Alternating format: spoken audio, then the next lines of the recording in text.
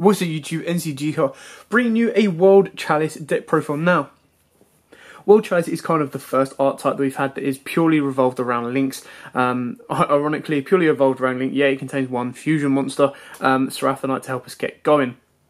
Obviously, Extreme Forces brings us out some more generic and quite nice link monsters that can be incorporated into World Chalice. The one thing that World Chalice kind of falter from or kind of have difficulty with is they either burn through all their resources and then you have to play stuff like Exodia Necros to kind of maintain or return all your materials, or of course they get shut down quite easily with any type of hand trap that can in turn slow down their combo plays and link plays. But if they do go off, they can produce a very, very strong lockout board, just like the same can be said about the Dark Synchron link version. Anyway, without further ado, I'll take you through the deck profile and show you what we've got.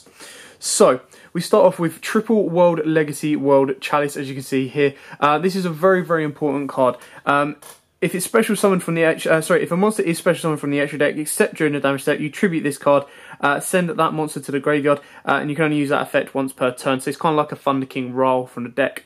The main effect is, if this face-up normal summoned card leaves the field, you can special summon one World Chalice monster from your, two World Chalice monsters from your deck, except itself. That's very, very important, because with the additional normal summon you get off of either Seraphonite or Umduct, the World Chalice Dragon, you then normally tribute summoning out this guy to then link summon it out, and it gives you more plays to go with. Obviously, with the Trimods coming out, Trimods coming out in Flames of Destruction, which is quite a while away for the TCG, this deck could get another boost that way, or using some counterparts in this deck to combo well with that stuff as well. Something that most people forget is during the main phase, except the turn this card was sent to the graveyard, you banish this card and then you get to add one World Legacy card from your deck to your hand. So it's a nice little searcher to kind of go for it. So that, and it's not saying that it can't search itself. So if you do have the ability to get a second one play going, it can search itself. We then play a couple of the vanillas. We trade triple Beckoned by the World Chalice. You can play Mrs. Radiant in the extra deck. I don't do so, purely because it's very, very specific to get her out. Yes, it could work really well with your Gem Knight Seraphonite, and of course your Beckoned by the World Chalice. So that does give you a link to option, but I'll show you the extra deck when we get there. There are a couple that you can change out for it if you wish. We play two Chosen by the World Chalice. This is a nice little target for emergency teleport. And I like to play two Crowned by the World Chalice. Now, if you don't want to play two Crowned, you can obviously bump up Chosen by the World Chalice. What you want to be doing is you want to have a couple of these in your opening hand with your combo plays, so you can kind of move forward and move on. We also play triple Lee the World Chalice Fairy. Again, a very, very, very powerful card. When it's normal special summons, you get to add a World Chalice monster. So 9 times out of 10, when you bring Lee down, you're searching out your World Legacy World Chalice and comboing off from there. And then you get to, if this card is in the graveyard, you send one monster from your hand or field to the graveyard and add it back to your hand. So it can help continue your combos going with your World Chalice cards by getting rid of some of the cards that you might not want in hand, like another... like a double of Agent of Creation Venus, or maybe a double of the Mystical Shine Balls. It just gives you a couple of options there. Next up, we play two World Chalice Guard Dragon. Now, you can play this at 3 if you want. The reason we only play at 1 is because its requirements are quite specific. So when a card or effect is activated that targets your linked monster, you can send this card from the hand or field to the graveyard and negate the activation if you do destroy it. So that's very, very nice. But obviously, people know how World Chalice works. So they try to chip away at you first before they start targeting. You banish this card from the graveyard, target one normal monster in your graveyard, and special summon it in defense position to a zone a link monster points to. Only use the effect of Guard Dragon once per turn. Next up, we play triple Agent of Creation Venus. Now, this is still a very, very important card in the deck. It was a little bit better when we had Daigusto Emerald, because there would be a more combo-based play where you'd make Daigusto Emerald, shuffle back your 3 Shine Balls, and go again. But in this one, we do rely a bit more on Exodia Necros to help us kind of complete that combo now. But it's still incredibly powerful and a definite must at 3. Exact same with triple Shine Balls. Now, these can be major bricks. The annoying thing is you'll probably see Shine Balls more than you will your Agent Created Venus, your Lee, your Beckoned, or even your World Legacy World Chalice. It's just the way the game goes. It was the exact same with Studroid, Teratop, and Tarkatonborg. It's just in crazy way it works. Next up, we play triple Exodius, the Ultimate Forbidden Lord. Now, this is a very, very nice card because you can get it to incredible amounts of strength, purely because of the amount of combos you go through and get loads of normal monsters to the graveyard. On top of that, he's a very, very nice, easy link fodder that can be special summoned, recycling all your materials and all of your kind of excess resources that you need, and then being able to be used as a link material to kind of help extend your plays and go even further. He's not once per turn, so if you do have multiple ones of these, In your opening hand, he can obviously provide you a bit more. So you do your combo, shuffle everything back, bring another one out, do your combo, and you kind of rinse and repeat.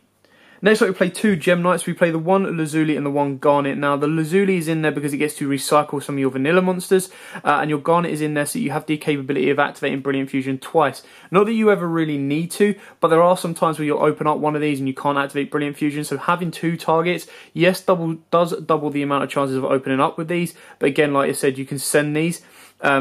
So obviously, if this card is sent to the graveyard by a card effect, so if you use World Chalice Lee, send this to the graveyard, you get to recycle. You could double up Lazuli if you wanted to. It is entirely up to you. It works more in this deck than the rest of the decks, and of course, they are Earth attributes, so they can help towards a Mischief Radiant play if you want to focus more on that.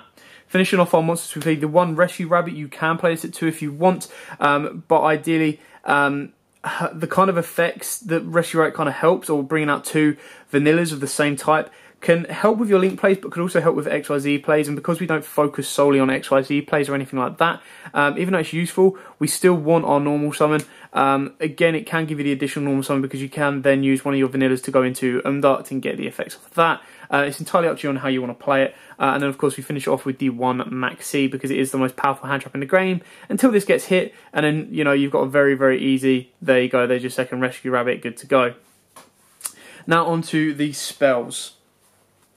Now, the spells are quite straightforward on this. Triple Brilliant Fusion, like I said, very, very powerful. What you do have to be very, very aware of is Umduct and World Chalice Seraphonite do not stack. They both go under the same category of additional normal summons. So even though Umduct specifically says World Chalice monster, it doesn't stack even though Seraphonite says just a general normal summon, because they both say the exact same clause of you can only gain this effect once per turn, and that refers to the effect of additional normal summon. I like to play Double Painful Decision. Very, very cool to kind of help get your Swing of Memories combo going as well. You don't have to play these 4 cards at all. You can take these out for like hand traps, something a bit more consistent. It just kind of helps give you a bit of a deck fin and a search. And then, of course, you can kind of combo these two off. So if you open up with these two, you've got a nice little play going from there on end. Next up, we play Double World Legacy Heart. This again helps you recycle World Chalice monsters in your graveyard. And then, if a linked Link monster would be destroyed by battle, you banish this card from your graveyard instead. So that works massively well with Ib, because when you combo off with Ib, she in turn kind of protects stuff as well by being destroyed by card effect. And then you can use World Legacy World Heart to be stopped by battle. So it kind of allows you to maintain your board presence once you have it. Then for the one-offs, we play the one Transmodify. Now, you can play Transmodify at 3 if you want. That is more for if you open up Lee, the World Chalice, but you don't open up Venus. You normal summon your Lee, you transmod Lee into Venus, and kind of get your plays going from there. But because it can't easily be ashed, and it can leave you in a sticky situation, is why we only play at 1, because we don't want to rely on it too much. We then play the one E-Telly and the one Soul Charge. Soul Charge in this deck can be incredibly powerful. The amount of links that you go through, you can get a mutual link in this deck very, very easily and very, very consistently.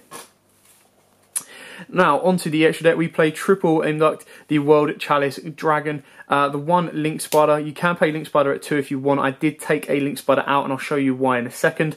We got the one Proxy Dragon. Again, you can play this at 2. I did take another one out. Again, I'll show you as we go through the deck.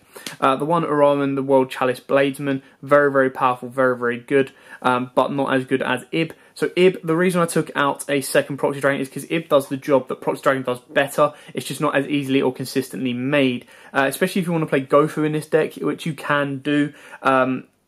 It can help extend your link plays as well. Now, we do run a lot of link frees. Now, the reason we won the Trigate is it's an incredibly powerful card, and it's easy to kind of get this co-linked by free. So by free, you get to negate Banish as well. So it's a very, very powerful card that if you do pull it off, it can be incredibly powerful. The one Ningrusu, because this is in its own deck, it will give you the most ability to draw. Plus, it can send your dead Brilliant Fusions on the board to the graveyard to then send one of your opponent's monsters. So it's very, very powerful in that sense. The one Deco Talker. Now, again, you could take Deco Talker or Gaia Saber out if you wanted to. Gaia Saber helps contribute towards your mutual link, whereas Deco Talker also helps kind of stop targeting effects as well. So it's entirely up to you on which one you would want to go with. Both are just as good as the other. Then for our link forwards, we've got the one Firewall and the one Borrowload. Now Firewall again is quite straightforward and standard in this deck, especially when it helps you get your combos going and can provide the centerpiece to help get your mutual link going. On top of that, Borrowload Dragon, because it's got the left and right markers, can be incredibly powerful too, and can take up the same position that Firewall does, or it can go in the top corner if you want to be using its effect to take one of your opponent's monsters.